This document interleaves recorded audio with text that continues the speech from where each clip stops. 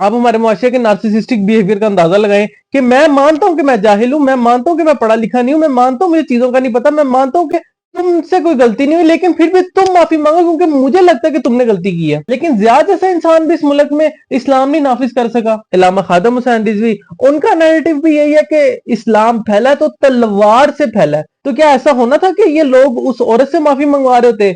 नहीं सर, इनको थाने में बिठा के सबको पढ़ने थे छितर, और इन सब ने माफिया मांग रहे होना था। अब हम इस सिनेरियो को थोड़ा सा चेंज करते हैं। फॉर एग्जांपल, ये औरत जो है वो किसी आम पाकिस्तानी की बेटी, बहू या बहन ना होती, बल्कि किसी जर्नैल की, किसी मिनिस्टर की, या वास्ता या बिला वास्ता तौर पे इस मुल्क में हुकूमत में है। अगर आप पिछले 45 साल से इस मुल्क में इस्लाम नाफिज नहीं कर सके तो आप आगे कैसे इस्लाम नाफिज करेंगे? तो कहेंगे नहीं नहीं, बस हम इस्लाम नाफिज कर देंगे। मैंने इन्हें बोला कि मैं आपको भूखा लेकर आता हूँ, इससे हम तुम्हारे इतनी मेहनत उतारूं। लाहौर इचरा वाकये को गुजरे हुए 2 हफ्ते गुजर चुके हैं। आइए इसको डिटेल में एनालाइज करते हैं और इसका क्रिटिकल एनालिसिस करते हैं कि कैसे ये वाकया हमारे मुआशरे के पूरे ट्रेंड्स को जाहिर करता है और दिखाता है कि हमारे मुआशरे की सोच कैसी है। सबसे पहले तो आप ये वीडियो देखें एक दफा।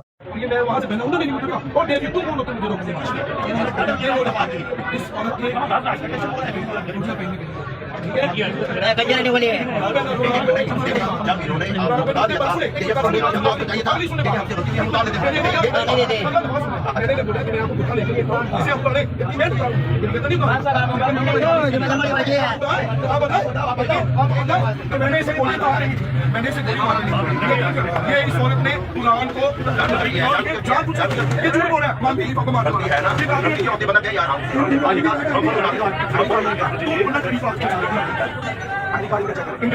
एक औरत लाहौर इचरा बाजार में स्पॉट की जाती है जिसने एक अरबी ब्रांड जिसका नाम है सिंपलिसिटा, उसकी एक शर्ट पहनी हुई थी जिसके ऊपर अरबी कैलीग्राफी हुई थी। उसके बाद लोगों ने समझा कि ये इस कुरान लिखा हुआ है और लोग मुश्तइल हो गए और यहाँ तक कि उसको कत्ल भी किया जा सकता था। अब ये पहले आप ये बात सुने। मैंने इसे गोली मारी, मैंने इसे गोली मारी। औरत के मुताबिक उसने ये कपड़े गल्फ से परचेज किए थे और वो इसको वहां से लेकर पाकिस्तान आई थी, जिनकी अपनी जुबान अरेबिक है। बंदे को देखें जिसने कहा कि ये औरत जो है वो गुस्ताख है और इसने कोई गुस्ताखी की है।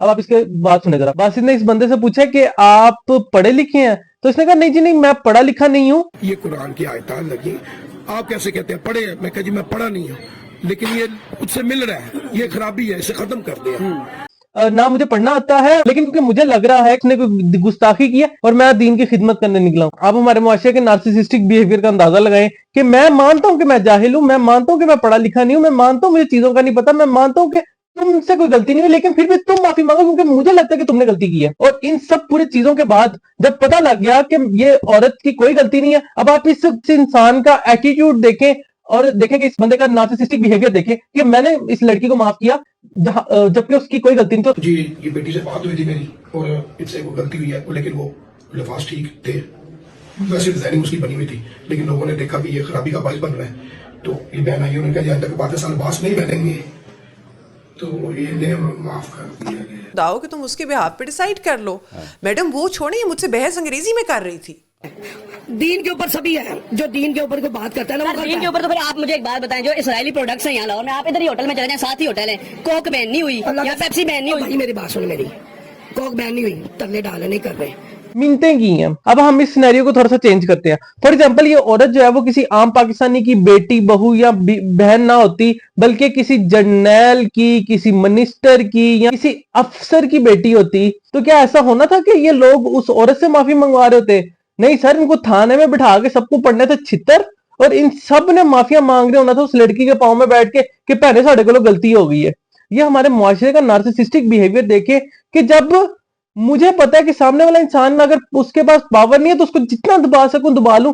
जहां पे मेरी पावर नहीं है, जहां पे मेरा इख्तियार चल नहीं सकता, जहां पे मैं रोला डाल सकता, वहां पे मैं जी मिन्नतें करूंगा। हमने पिछले 75 सालों से वो कौम पैदा किया जिसको इंग्लिश आती नहीं है, उर्दू वो बोलना नहीं चाहते और अरबिक उनको समझ नहीं आती। ऑल इन ऑल ये सारी चीजें हुई किस तरह के? पिछले 75 सालों से हमने इस कौम को यहाँ पे लेकर किस तरह आ गए? और क्या ये एक दिन की, एक महीने की, या 2015-16 के बाद जो एक सियासी पार्टी बनी और वो सारा हुआ जिसपे सबसे ज्यादा क्रिटिसिज्म हो रहा है इस वक्त तक, क्या ये उस पार्टी की जिम्मेदारी है सारी?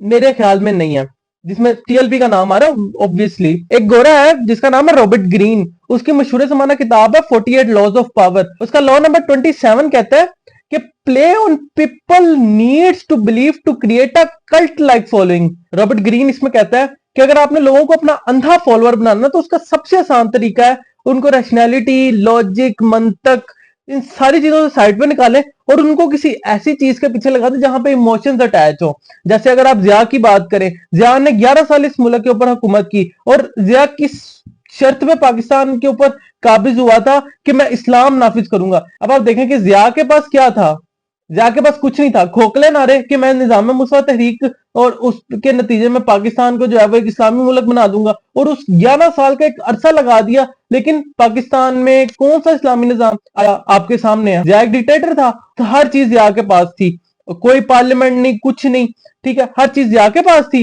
और जिया इस मुल्क के हर स्याह सफेद का उस वक्त मालिक था। लेकिन जिया जैसा इंसान भी इस मुल्क में इस्लाम नहीं नाफिज कर सका। और अब पाकिस्तान में देखें, इस्लाम के नाम पे हर बंदा वोट लेता है, चाहे वो पीटीआई हो, चाहे वो नून लीग हो, चाहे वो कोई भी सियासी जमात हो।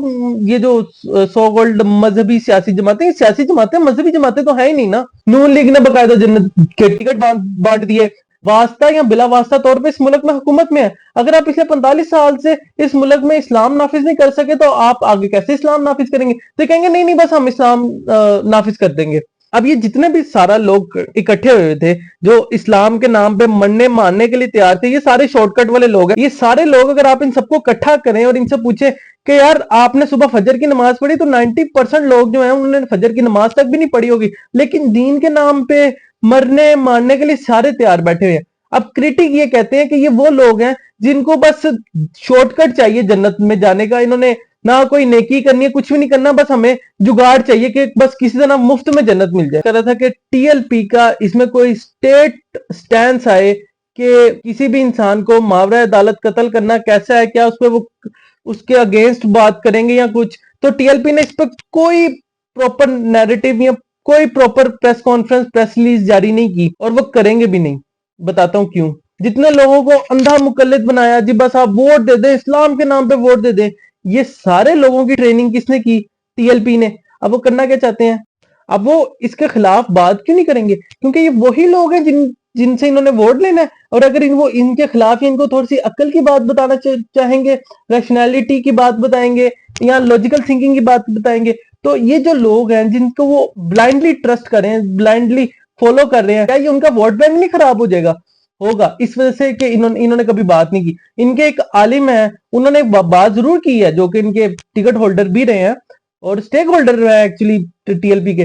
उन्होंने बात की और उनकी नजर में ये कोई इतनी बड़ा वाकया नहीं था कि जी हो गया तो ठीक है, हो गया तो हो गया। बट मसला ये वाकया बड़ा नहीं होगा शायद, लेकिन ये वाकया इस बात की निशानदेही है कि हमारी लोगों की सोच की निशानदेही है। और इस वाक्य से हमें पता लगता है कि अगर हमने आज स्टेप ना उठाया तो आगे कल को कोई बड़ा वाक्य पेश आ जाएगा।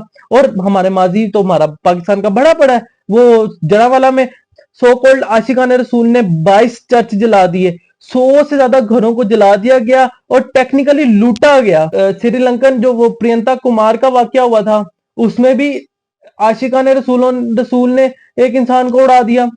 इन लोगों को कहता है कि जी जो बंदा आए उसको उड़ा दो, जो बंदा भी बात करे, थोड़ा सा बात करे, उसको उड़ा दो, बगैर समझे, बगैर सोचे, बगैर उसको फ्री एंड फेयर ट्रायल का मौका दिए बगैर ही उसको उड़ा दो। तो इस्लाम कभी भी इजाजत नहीं देता। इवन नबी पाक का फरमान आप सुन लें, नबी अकरम नूर मुजस्सम सल्लल्लाहु ताला अलैहि वसल्लम बैतुल्लाह शरीफ का तवाफ़ कर रहे थे और खाना काबा का तवाफ़ करते हुए नबी पाक अलैहिस्सलाम ने फरमाया, काबे तेरी बड़ी इज़्ज़त है, पर बंदा मोमिन की इज्जत अल्लाह की बारगाह में काबा से भी ज्यादा है। अब जो पूरी दुनिया आपके खिलाफ एक नैरेटिव देती है ना कि इस्लाम तलवार से नाफिज हुआ, इलामा खादम हुसैन रिजवी, उनका नैरेटिव भी यही है कि इस्लाम फैला तो तलवार से फैला है। ਜਦੋਂ ਤੁਸੀਂ इस्लाम की पावर ही खो छड़ी, जेड़ा उठता है इस्लाम अमन का दर्ज देता है, इस्लाम अमन से फैला, इस्लाम अखलाक से फैला, तो मैं कहा 10 फिर 13 साल कितने मुसलमान हुए? ये सब यहूद नसारा के एजेंट थे जिन्होंने इस्लाम की पावर को खत्म कर दिया। लेकिन वो जो उनके थॉट्स है ना, वो नीचे तक उनके फॉलोअर्स तक आपको साफ नजर आती हैं कि बस जी कोई भी बंदा है मार दो, जला दो, उड़ा दो सबको। और उसकी वजह से टीएलपी पे सबसे ज्यादा इल्जाम भी ये लगाया जाता है कि ये तो वो लोग हैं जो किसी को भी इस्लाम के नाम पे मार देंगे।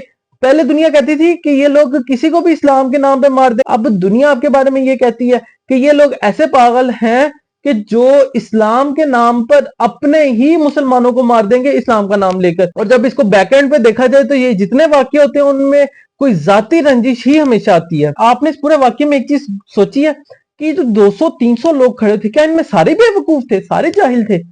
अब मैं आपको यहाँ पे ना मॉब साइकोलॉजी समझाता हूँ। मॉब साइकोलॉजी ये होती है कि फॉर एग्जाम्पल 10 लोग खड़े हुए हैं और 10 लोग कह रहे हैं कि इस औरत ने बेहुरमती की है।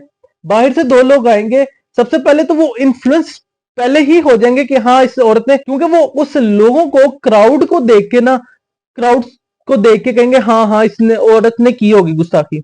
अगर उनमें कोई अक्लमंद होगा आप जैसा, तो वो कहेगा कि यार एक दफा उसको बात करने का मौका तो दे लो, पहले सुन तो लो कि वो बात क्या करना चाह रही है।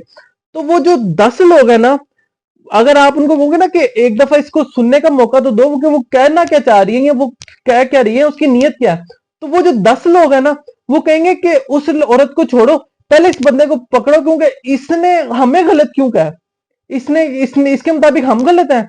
तो वो 10 लोग उस औरत को छोड़ के, तो ये सब लोग उसके ऊपर गुस्ताखी का फतवा लगाएंगे, कुटना शुरू कर देंगे। अब इसका एक्चुअल सोल्यूशन क्या है? हम पाकिस्तान में आपको पता है कि हर दूसरे तीसरे महीने या हर कुछ अरसे बाद ऐसा वाकया लाजमी होता है, चाहे मशाल खान केस हो, चाहे आपके पास श्रीलंकन शहरी वाला वाकया हो, चाहे आपके पास जड़ावाला वाला वाकया हो, चाहे आपके पास इचरा इंसिडेंट हो।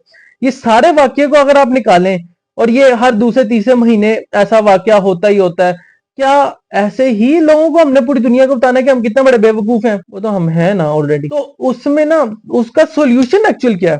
तो उसका सोल्यूशन ही ये बनता है कि सारे उलमा इकराम या जो स्टेक होल्डर्स या वो लोग जिनका इन्फ्लुएंस है, वो लोग एक दफा इकट्ठे बैठे और कहें कि जो इंसान बगैर किसी, अब ये सारे बैठे और कहें कि जी मावरा अदालत कत्ल, किसी को भी बगैर फ्री एंड फेयर ट्रायल का मौका दिए बगैर किसी को कत्ल करना वो कत्ल है। एक दफा ये सारे कहें और कहें कि जिस बंदे ने गुस्ताखी की है उसको पकड़ो, तो 295C का कानून है, उस बंदे को पकड़ो, कानून के हवाले करो और फिर वो छितर प्लेट करें जो भी करे, लेकिन कोई नहीं कहेगा, क्योंकि इन सब के अपने अपने वोट बैंक है और इन सब के अपने अपने मुफादात हैं जो कि मुतासिर होंगे। तो फिर उसका आसान हल यही है ना कि कल को आपको कोई काफिर कह के मार देगा या मुझे कोई काफिर कह के मार देगा, तो जाने कब मार दे मुझे कोई काफिर कह के सारा शहर मुसलमान बना बैठा है।